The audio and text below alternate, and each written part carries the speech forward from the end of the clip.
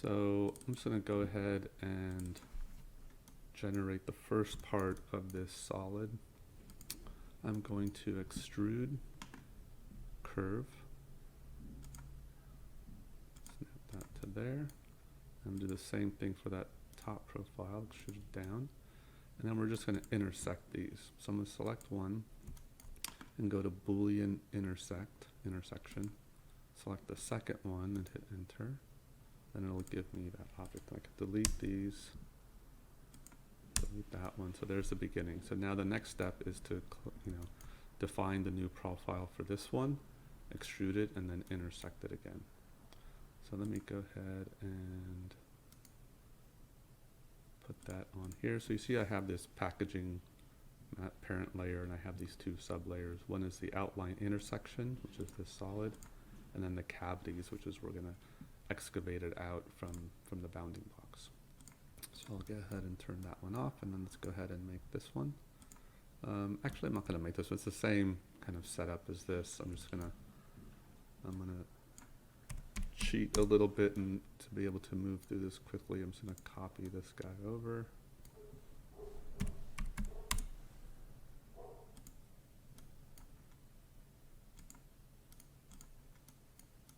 Okay, and let me isolate these again. Okay, so I will extrude. Let's turn this on. Now I select, doesn't matter which one you select at first. I'm going to select that one. Boolean intersection. There we go. So this is the piece that we're now going to Boolean out of the bounding box. So make sure that your solid, your kind of bounding box is bigger. It extends out an inch from either side. And so I'll select that and then go to Boolean difference. Select this, and I have this delete input is set to no, so just so to keep this original object. But if you set it to yes, it'll delete the thing that you're Boolean out of. And so now we get that. Oops, let me change the material here just so we can see it as solid.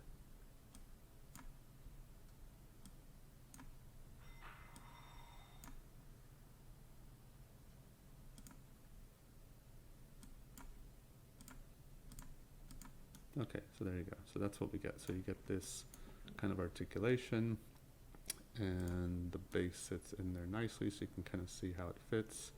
And there's room to get your hand in there to kind of pull it out.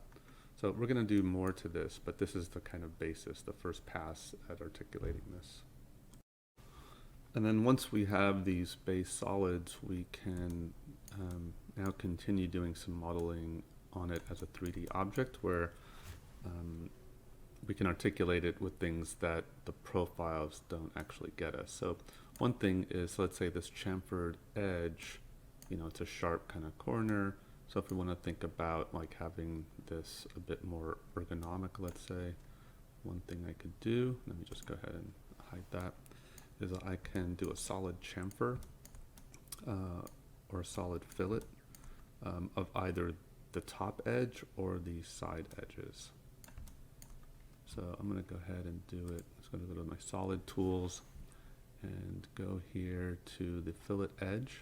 So I'm going to click on that, and you'll see as soon as you click it, you'll see these different settings. The important one is the next radius. So this is basically becomes the default of the radius of the fillet. So I think by default it's set to 1. So I'll just leave it there so we can see what that looks like. And let me go back to X-ray mode. So if I click on that edge, you'll see that number, that the radius come out here. So you can see how much it's going to fillet it. Now the kind of controlling factor for this is if I go too big, so I'm just going to go ahead and hit enter. And then once it enters, you'll see these show up for both ends. So with that on, it's still live, so I can change the radius of these. So if I click on that, type 3, so you can see it gets bigger. So we can actually have different radiuses for this. This one will pick 3 as well. And you can see, you can kind of get a sense that there's going to be any conflicts, meaning that sometimes the radius is too big for the kind of form that it won't actually perform it. But I know this will work because that's what I did before. So you'll see now it changes that.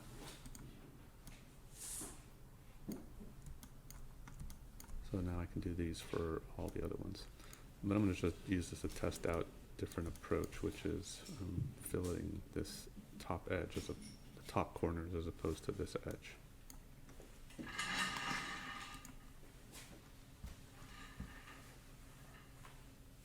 So let's go back to here. I'll click this edge. Let's just do both of these. And so let's say on this one, on the bottom, I want this to be 0. So I want it to stay tight. And at the top, let's bring that to 3. So I can go even bigger because you can see the end of the radius, they're not intersecting. So I'm just going to see how far I can take this. So 5 still works, and so I can see here there's no conflict. So now if I do that, so this is a different kind of fillet there.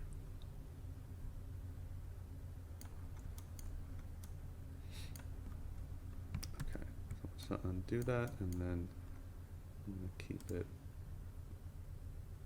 And since I know I'm using 3 inches for each of these, so I don't have to keep updating each one, I'm just going to change this here before selecting the edge. Now I can select all of these. And just hit enter and enter again. So it does it to all of them.